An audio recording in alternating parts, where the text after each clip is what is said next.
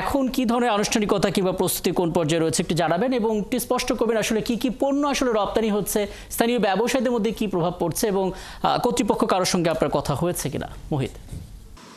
রাকিব, আপনাকে ধন্যবাদ। আমি এই মুহূর্তে আছি উসমানী আন্তর্জাতিক বিমানবন্দরে।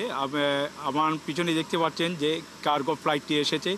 এই স্পেন থেকে কুয়েত হয়ে 4:38 সময় উসমানী আন্তর্জাতিক বিমানবন্দরে অবতরণ করে এই কার্গো ফ্লাইটটি, এবং আর কয়েক ঘন্টা পরই 60 টন মালামাল নিয়ে স্পেনের উদ্দেশ্যে রওনা দিবে।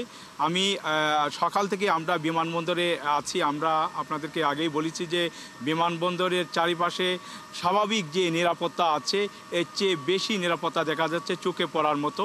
আমরা কথা বলেছি বিমানবন্দরের পরিচালক যিনি হাফিজ আহমদের সাথে, আমরা তার সাথে কথা বলেছি। আমরা বিমান কর্তৃপক্ষের সাথে কথা বলেছি। তিনি আমাদেরকে জানিয়েছেন, হাফিজ আহমদ আমাদেরকে জানিয়েছেন যে তারা বিমানবন্দর এলাকায় তারা স্বাভাবিক যে নিরাপত্তা আছে এর চেয়ে আরও নিরাপত্তা জোরদার করেছেন, এবং সন্ধ্যা 7টার সময় 60 টন মালামাল নিয়ে স্পেনের উদ্দেশ্যে রওনা দিবে এই কার্গো ফ্লাইটটি। আমরা কথা বলেছি বিমান কর্তৃপক্ষের সাথে। তারা বলেছেন যে 2022-এর শেষে এবং 23-এর শুরুর দিকে 2টি ফ্লাইট তারা ইউরোপে গিয়েছিল এবং নানা কারণে ফ্লাইটগুলো বন্ধ ছিল। এরপর আজকে থেকে শুরু হচ্ছে কার্গো ফ্লাইট, এবং সেই জন্য তারা সকল প্রস্তুতি তারা নিয়েছেন। আমি আরেকটা কথা বলতে চাচ্ছি যে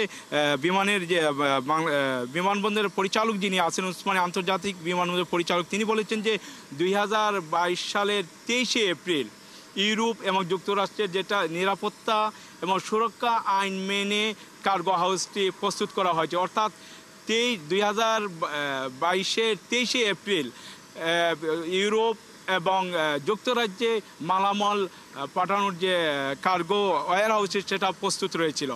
আমরা কথা বলেছি ব্যবসায়ীদের সাথে। তারা আমাদেরকে জানিয়েছেন যে তাদের দীর্ঘদিনের দাবি ছিল যে সিলেট থেকে কার্গো ফ্লাইট চালু করা। এই ফ্লাইটটি চালু হয় তারা অত্যন্ত খুশি। তারা সিভিল এভিয়েশন, বিমান কর্তৃপক্ষ সহ সবাইকে তারা অভিনন্দন জানিয়েছেন, এবং তারা বলেছেন যে একটি কথা বলেছেন যে এই ফ্লাইটের মাধ্যমে যারা ইউরোপ এবং যুক্তরাজ্যে বসবাস করছেন বাংলাদেশের এবং সিলেটের প্রবাসীরা, তারা সিলেটের যে সবজি আছে তারা সেটা তারা খেতে পারবেন, এবং এই সবজিটি খুব কম সময়ে এবং কোয়ালিটি সম্পূর্ণ সবজি তারা পাবেন।